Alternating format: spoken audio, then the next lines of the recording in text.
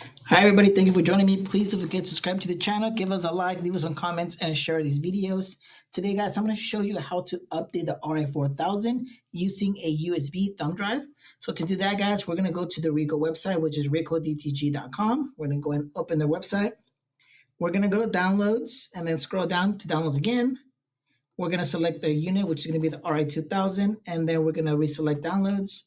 We're going to scroll down until we see the new firmware, which is going to be 1.50.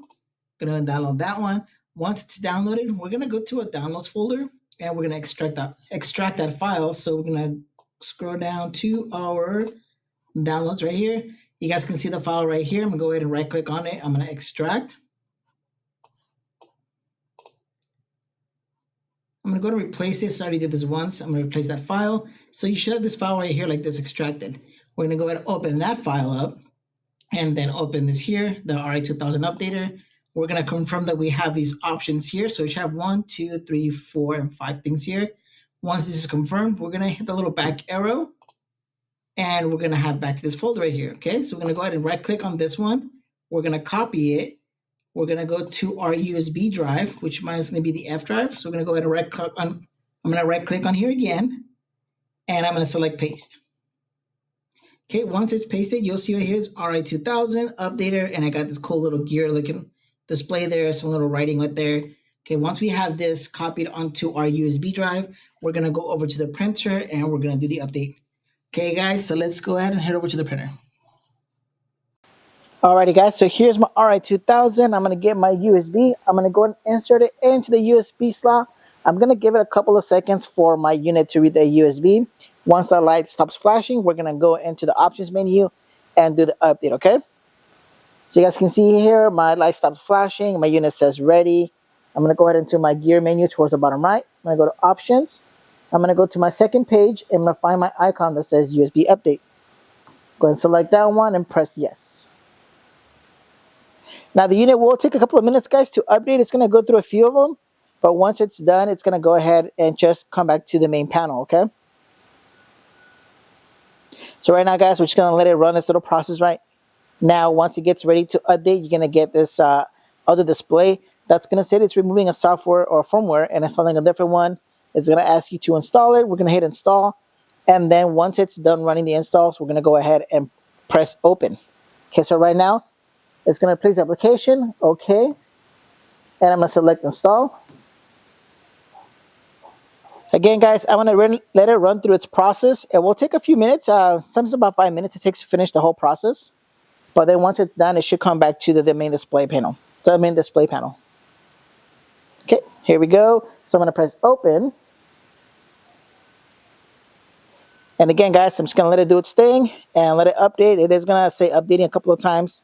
Once it's done, it should come back to its own display, and then it should say ready on top, okay?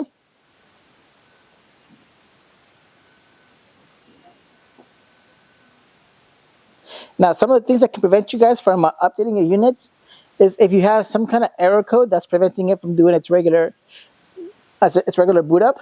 That can be something. I do recommend if you have a clogging happening on your print head, or maybe some of your white cartridges are not being recognized. Put the unit in 4-color mode with cleaner inside of the whites. So put the cleaner cartridges on the white channels and set your unit to 4-color mode.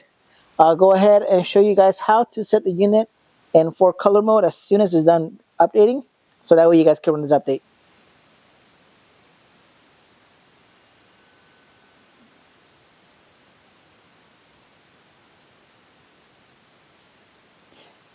Alrighty guys, so my unit is done updating. As you can see, I got a bunch of messages here. I'm going to go ahead and press yes, return, and let this go back to the main menu.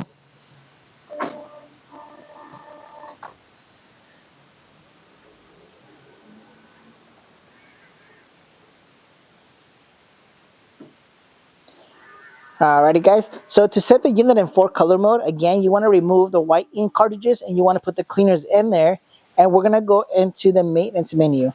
To do that, we're going to go back to our gear menu right here.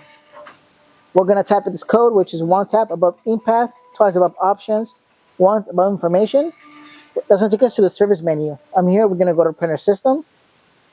We're going to go to initial charging flag, select, And we want to make sure this says true, false, true, okay? So to change those, you just go to set, okay?